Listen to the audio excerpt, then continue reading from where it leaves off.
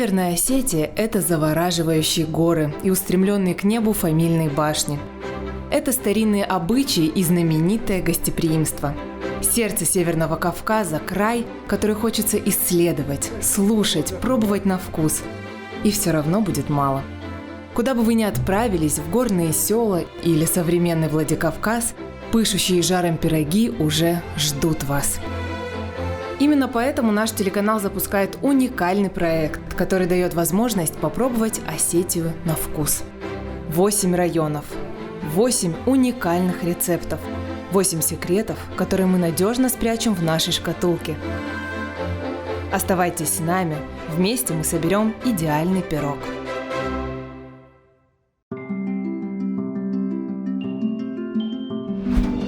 Если посмотреть на карту республики, можно заметить, что больше четверти от всей территории занимает Алагирский район. Ну что, пришло время узнать его получше?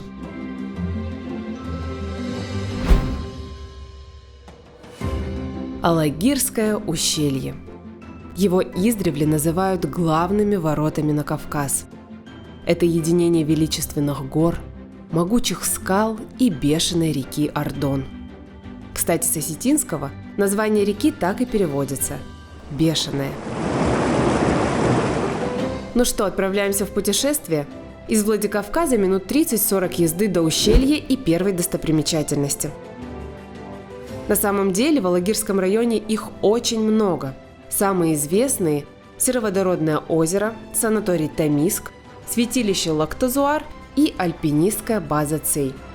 Мы же решили пойти не по протоптанной дорожке и познакомить вас с чуть менее известной достопримечательностью. Сейчас сами все увидите.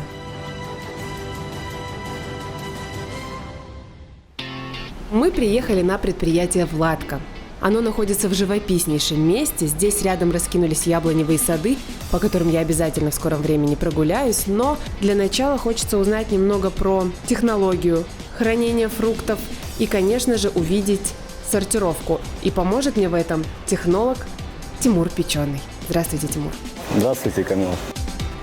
Мы сравнительно молодое предприятие. 4-й год мы осуществляем деятельность на этом месте. Сейчас мы находимся на фруктохранилище ООО «Владка». Его первый этап был реализован при участии и поддержке ПАО «Сбербанк».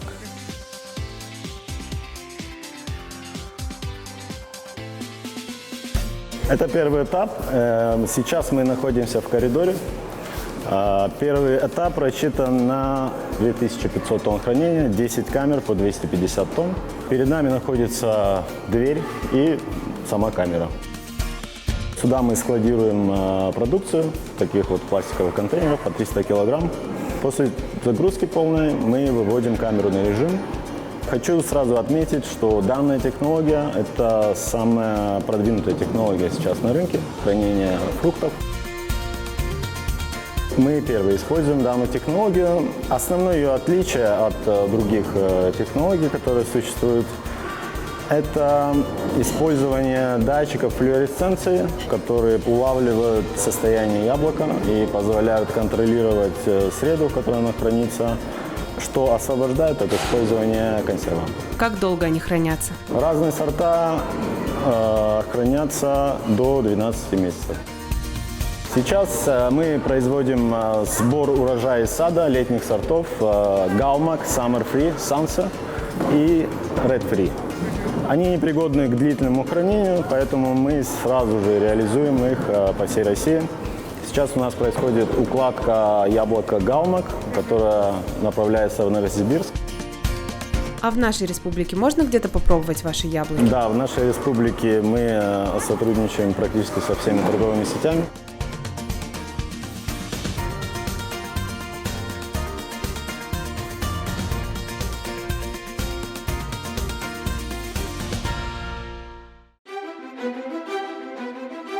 Насладившись красотой яблоневых садов и вкусом самих фруктов, с прекрасным настроением и не с пустыми руками, мы приехали в село Црау.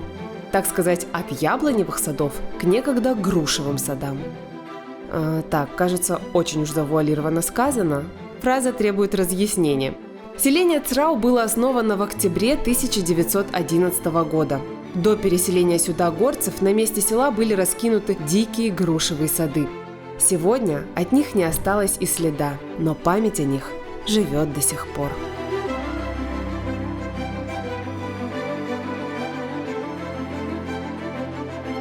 Ну вот мы приехали в Црау.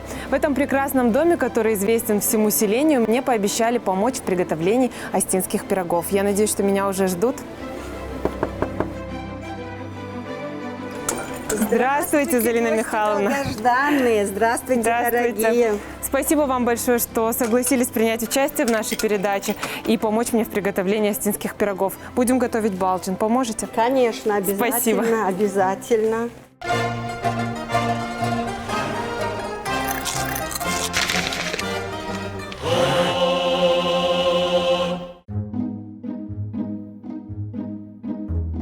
Ну что, Залина Михайловна, вы уже, как я поняла, приготовили тесто, пока мы ехали, да? Да, пока вас не было, чтобы ускорить и не задерживать вас слишком долго, я тесто уже приготовила. Традиционно, да? Есть какие-то у вас, может быть, свои хитрости? Свои хитрости? Да. Ну, есть такие хитрости, что, допустим, если гости к тебе вот должны нагрянуть, а тебе надо быстренько тесто сделать, то, естественно, опару нужно сделать за несколько минут раньше, чем тесто. Значит, мы берем дрожжи, кладем их в чашку, заливаем их тепленькой водой и засыпаем чуть-чуть сахара. Вот пока ты будешь готовить муку, просеивать, опара подойдет. И ты уже из опары сделаешь тесто, которое быстренько у тебя подойдет. Например, моя мама говорила так, чтобы пироги у тебя были пышные, просеять муку лучше несколько раз. Тогда будет тесто воздушное, мягкое и приятно будет кушать. Очень интересные нюансы. Я точно так же и сделала. Мы обязательно попробуем пышное воздушное тесто. Да. Так, давайте приступим. Давайте приступим. Значит, ты будешь сегодня моя помощница. Хорошо. Я буду тебе говорить, а ты все это будешь делать. Я согласна. Тесто мы делаем самое обыкновенное, Да. потому что у наших предков не было таких вот возможностей, потому они делали тесто такое, которое они делали для хлеба. Да. Вот. И, значит, мы берем вот это тесто, раскатываем 2 лепешки, Так. потому что вишню собрать в одной лепешке будет очень тяжело, Даже потому так. что вишня, она мягкая, сочная, и мы ее потом не сможем раскатать. То есть, Ты поняла меня? да. Если мы соберем, как обычно делают Да, пироги, да. и раскатаем Мы вручную. не раскатаем, мы не сможем. Мы не сможем, раскатать. Поэтому 2 пышки мы Давайте я тогда раскатываем. начну, да? Да.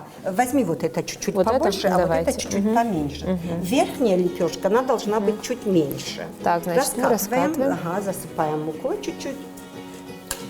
У наших предков не было каталки, Да. поэтому мы все делаем вручную. Но здесь у меня уже есть небольшой опыт 2 передач, предшествующих этой. Ага. Поэтому я уже немного могу. Вот я рада, что я встречаюсь с такими интересными людьми, и меня учат не один человек, а из разных районов учат мы лучшие женщины. Да. Мы женщины не только имеем какую-то профессию, Камила, да? Да. Но каждая женщина – это домохозяйка. У каждой женщины есть семья, есть дети, поэтому мы должны их вкусно кормить, чтобы они были сильные, здоровые. До каких пор нужно раскатать тесто? То есть Чтобы был объем сковороды, где ты будешь выпекать. Понятно. Даже больше. Даже Потом больше. эти тонкости я тебе дальше скажу. Хорошо.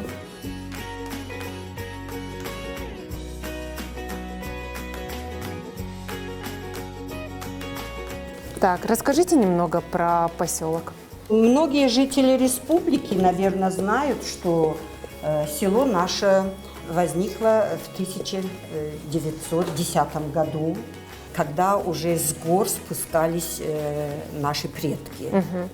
И вот они облюбовали вот это место и, значит, стали переселяться сюда, в наше село. Почему назвали селение Црау? Потому что здесь была и есть река. Река, она была очень быстрая, Майронавта Тагду, Црен. Ага. И Отсюда Црендон, а меня автошходой, Сраукал. Первые переселенцы, по моим сведениям, это были Гадзаловы, Есеновы, Хлоевы. Я сама, невеста Мсоевых, наши переселились в это село позже. Это было в 1924 году. Здесь уже жили люди. Как-то наши ребята в лесу нашли памятник. Мужчина был похоронен. И на этом памятнике вот было написано «Гадзалов». Вот потому мы знаем, что первые переселенцы это были Гадзаловы. Ну ничего, без дырочки тоже не бывает. Это же тесто, мы его сейчас склеим. Вот так. Камила, у тебя уже лепешка готова. Давай оставим пока вот так. Давай теперь смазывай сковороду, да, маслом. Смажь, чтобы у нас ничего не прилипло. Давай я тебе подержу вот так. Все. Так, давай теперь приготовим начинку. Это вишня без косточек. Но я хотела тебе сказать, Камила, что раньше такой вишни тоже не было. Была Иронбал.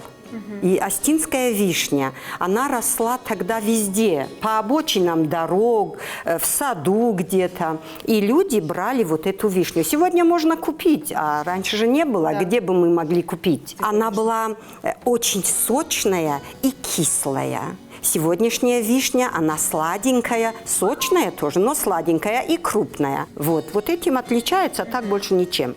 Поэтому мы сейчас засыпем сахар. Засыпай сахар. Где-то положить 3 ложки, можно еще ложечку положить. Потому что кто-то любит кисленькое, кто-то любит сладенькое. Да. Можно попробовать. Перемешиваю, да? Перемешивай. Для связки наши предки клали в начинку муку.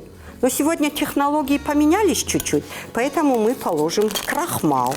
Вот. Это удобнее и схватывается быстрее. Вот а так. Вкус никакой не придаст? Нет. Вот так.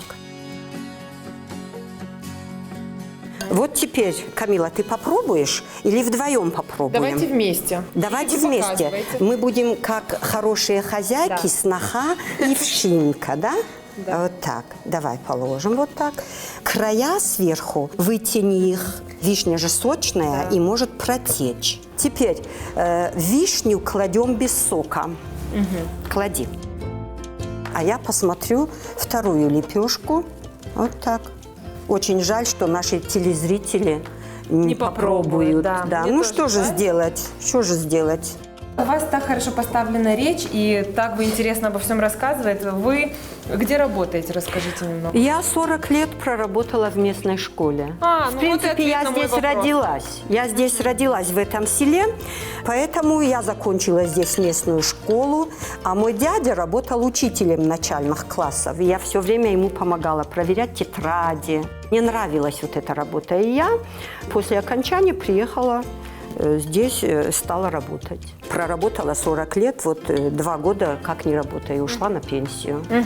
А преподавали что? Русский язык и литературу. Я так поняла. Это мой любимый предмет. Прям слышно по вам. Спасибо. Что вы педагог и общаетесь с молодежью. Да, молодежь я люблю очень. Так, ну что, я переложила. Вот, молодец, ты у меня умница. Вот. Давай мы вот равномерно распределим вот по уголочкам. Ты же любишь с начинкой? Да. Так, берем опять вторую лепешку, чтобы она у нас не порвалась нигде. Так, все. Клади. Выравнивай. А сцепливать края нам сейчас, нужно? конечно. Вот смотри, я тебе буду придерживать вот так вот, а ты вот так вот сцепляй. Вот так. Видишь? Да. Вот отсюда уже ничего не вытечет, если даже сильно захочет. Ну-ка, давай, пробуй. Вот так. С мукой. С мукой. Да, вот так. Красота.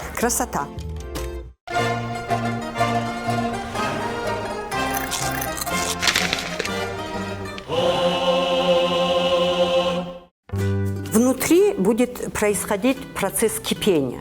То есть нам нужно сделать дырочку, чтобы пар выходил из этой дырочки. Да. Да? Ну, сегодня стали осетинские пироги делать с какими-то узорами. Видимо, время тоже поменялось и хотят, чтобы это было красиво. Но наши предки делали как, Камила? Просто дырочку. и со вкусом. Все. Вот здесь делай дырочку прямо в серединке. Делай дырочку. Все. Все, из этой дырочки будет выходить пар, и у нас будет вариться пирог нормально. Вот сейчас мы его, значит, поместим в печку. Мы отправляем в печку, осетинская печка здесь у нас на кухне.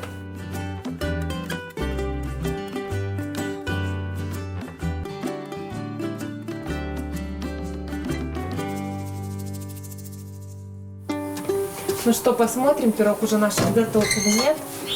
Кажется, он уже готов. Можно. Так, давай посмотрим, Камила. Наш пирог. Все.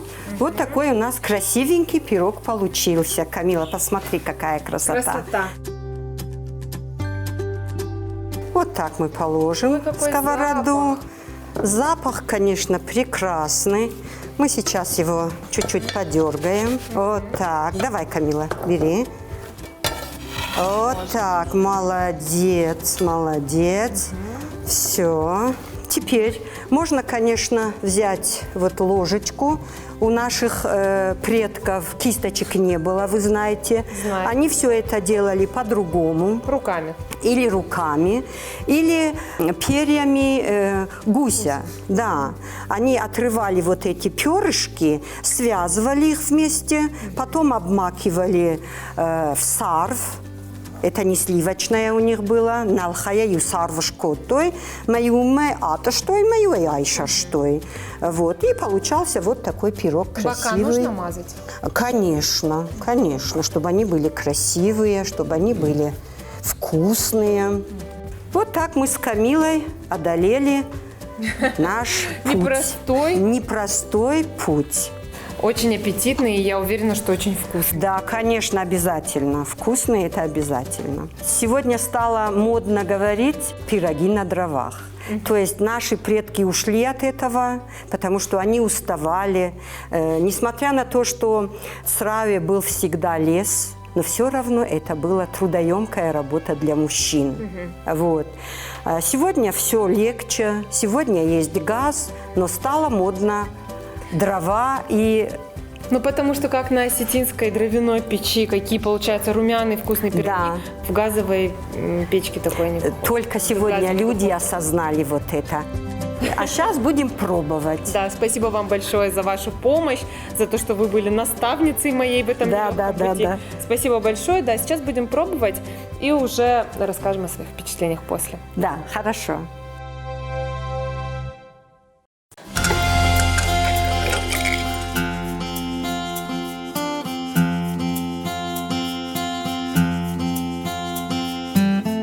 Еще один рецепт пополнил коллекцию в моей шкатулке, а я отправляюсь дальше в поисках уникальных рецептов, интересных людей и удивительных мест.